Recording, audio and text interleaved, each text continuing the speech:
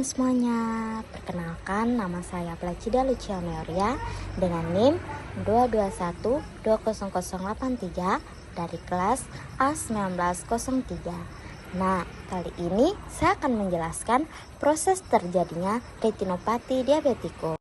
Sebelum melanjutkan penjelasannya, teman-teman semua harus mengetahui apa sih itu retinopati diabetikum.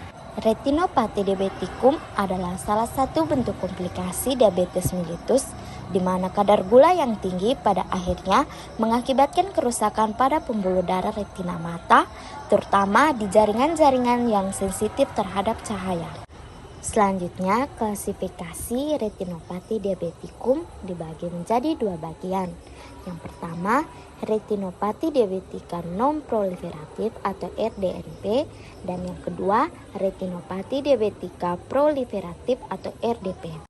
Untuk retinopati diabetika non-proliferatif atau RDNP merupakan pembentukan mikroneurisma, yaitu dinding kapiler yang mengembung keluar.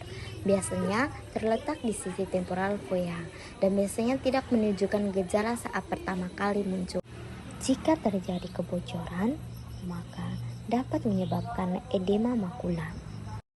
Sedangkan retinopati diabetika proliferatif atau RDNP merupakan penyakit mata diabetes stadium lanjut.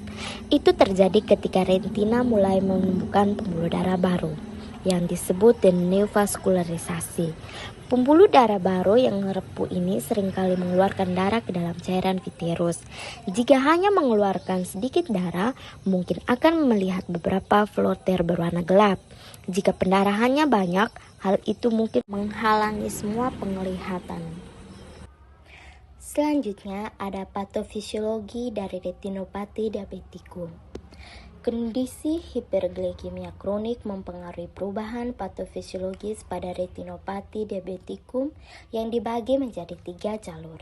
Yang pertama, hiperglikemia memicu terbentuknya zat antara oksigen reaktif dan produk akhir glukasi lanjutan yang akan merusak perisit dan endotel pembuluh darah serta melepaskan faktor vasoaktif seperti faktor-faktor vasoaktif tersebut yang nantinya akan oksidasi nitrat, prostaxkilin, faktor pertumbuhan seperti insulin 1 pada endotel pembuluh darah. Yang kedua, hiperglikemia dapat mengaktifasi sorbitol dengan cara mengaktifasi jalur poliol, sehingga meningkatkan glikolisasi dan ekspresi aldose reduktase. Glikolisasi dan akumulasi sorbitol akan mengakibatkan disfungsi enzim endotel dan disfungsi endotel pembuluh darah. Dan yang ketiga, ada hiperglikemia yang mengaktifasi transduksi sinyal interseluler protein kinase C, yaitu PKC, kemudian mengaktifasi vaskular endotel growth factor yang akan menstimulasi ekspresi interseluler endoson molekul 1 untuk memicu terbentuknya ikatan antara leukosit dan endotel pembuluh darah. Ikatan tersebut akan merusak senyawa darah retina, serta trombosit dan oklusi kapiler retina. Selain hiperglikemia, kondisi hipoksia yang dapat menyebabkan retinopati dengan cara meningkatkan ekspresi faktor anorganik yang berlebihan. Faktor anorganik yang merangsang pembentukan pembuluh darah yang memiliki pembranan barasil yang lemah karena kurang jumlahnya parasit dan defensi taut kedap antara sel endotel dan pembuluh darah. Hal tersebut dan menyebabkan terjadinya kebocoran protein plasma dan pendarahan di dalam retina dan vitreous. Selanjutnya ada faktor risiko retinopati diabetikum. Yang pertama, jenis kelamin. Yang kedua, umur atau usia. Yang ketiga, kehamilan. Yang keempat, hipertensi. Yang kelima, insulin endogen. Dan yang keenam, durasi diabetes. Adapun tanda dan gejala retinopati diabetikum. Yang pertama, penglihatan menjadi kabur dan mata merah. Yang kedua, penurunan penglihatan yang bertahap. Yang ketiga, flek hitam atau bintik-bintik melayang di bidang penglihatan. Yang keempat, kesulitan melihat pada malam hari. Yang kelima, kehilangan penglihatan perifel.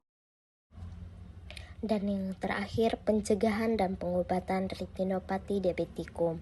Yang pertama, pantau dan catat kadar gula darah beberapa kali dalam sehari. 2. Mengonsumsi makanan dengan gizi lengkap dan seimbang. 3. Memperbanyak asupan buah dan sayur. 4. Membatasi asupan gula dan lemak jenuh. 5. Turunkan berat badan hingga mencapai indeks massa tubuh. 6. Lakukan olahraga dengan intensi sedang seperti berjalan cepat minimal 150 menit tiap minggu. 7. Gunakan obat pengontrol gula darah atau insulin sesuai dengan anjuran dokter. 8. Selalu waspada bila merasa ada perubahan pada penglihatan. 9. Hentikan kebiasaan merokok atau mengonsumsi minuman beralkohol. 10. Jaga kadar kolesterol dan tekanan darah agar tetap normal. 11. Lakukan pemeriksaan secara rutin minimal 1 tahun sekali. 13. Fektonomi. Dan 14. Terapi fotoglausi. Sekian saja penjelasan dari saya. Terima kasih.